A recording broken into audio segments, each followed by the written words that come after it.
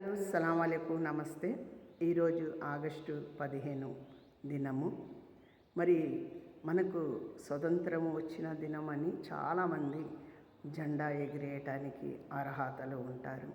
అయితే ఇక్కడ అర్హతలు ఏంటంటే మంచివారు వేస్తున్నారు, అర్హత లేనివారు కూడా జెండా ఎగిరేస్తున్నారు.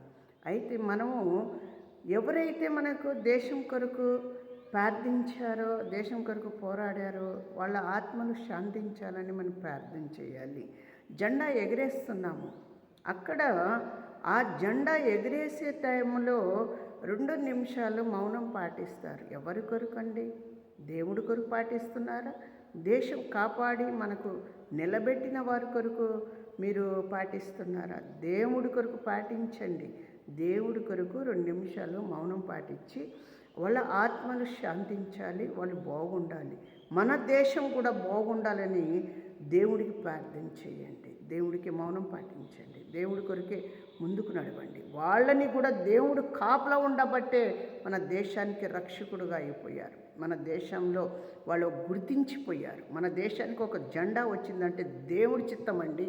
ఈ లోకంలో దేవుడి చిత్తం తప్ప ఎవరిది లేదు. భూమి, ఆకాశం, సూర్యుడి, చంద్రుడిని కూడా దేవుడు నిలబెట్టాడు, భూమి మీద మమ్మల్ని తీసుకొచ్చాడు. ఆ దేవుణ్ణి మౌనంగా పాటించండి, దేవుడి కొరకు ప్రార్థన చేయండి, దేవుడి కొరకే అడగండి. దేవుడికి ప్రతి అవసరము దేవుడికి అడగండి. మంచి ఆరోగ్యం ఉంటుంది, మంచి మనసు ఉంటుంది, మన కాపలా ఉంటారు, మన రక్షణ ఉంటాడు. దేవుడు ఈ నూతన సంవత్సరం పొడుగుతా మరొక ఆగస్టు 15 వచ్చిందాకా దేవుడు ఈ దేశానికి కాపాడాలని మనం అందరం కలిసి ప్రార్థన చేసుకుందాం. నా దేవా, నా రక్షకుడా, తండ్రి, నీ చిత్తంలోనే ఈ ఆగస్టు 15 2024 సంవత్సరాలు మించి మరి కాపాడిన దేవా, ఎంతోమంది నీ యాత్ర ముగించిన వారు ఉన్నారు, దేశం కొరకు ముందుకు నడిచిన వారు ఉన్నారు, దేశానికి కాపలా ఉన్నవారు ఉన్నారు.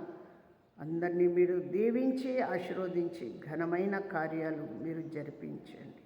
మీ నామానికి మహిమ తీసుకురండి తండ్రి. నీ చిత్తంలోనే మేలు చేయండి, ఘనమైన కార్యము జరిపించి మేలు చేసి ప్రతి కుటుంబానికి ప్రతి టైం ఆహారం అందివ్వండి. మంచి సంపాదనతో, మంచి ఆరోగ్యంతో ముందుకు నడిపించండి.